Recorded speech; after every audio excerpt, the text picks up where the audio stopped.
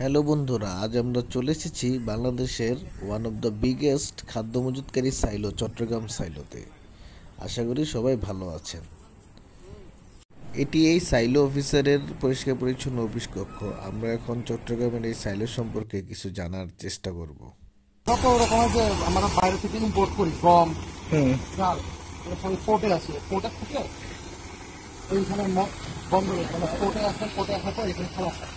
এখান থেকেই মনে করো পুরো বাংলাদেশে ডিস্ট্রিবিউট হয়। তাহলে ভাই এটা কি, এই যে বড় এটা? এটা হচ্ছে স্টক এখানে থাকে, এখানে রাখে। আপনাদের জ্ঞানার্থে জানিয়ে রাখা ভালো যে চট্টগ্রাম সাইলো বাংলাদেশের খাদ্য মজুতকরণ এবং বিতরণের একটি অন্যতম কেন্দ্র। চট্টগ্রামের এই আধুনিক সাইলো প্রায় 1,15,000 মেট্রিক টন খাদ্যশস্য মজুত করতে সক্ষম। প্রাকৃতিক দুর্যোগ ও খাদ্য সংকটের সময় এই সাইলো জাতীয় খাদ্য নিরাপত্তা নিশ্চিত করে। চট্টগ্রাম সাইলো একটি সরকারি প্রতিষ্ঠান হয়, এর ভিতরে ভিডিও ধারণ করা নিষেধ রয়েছে।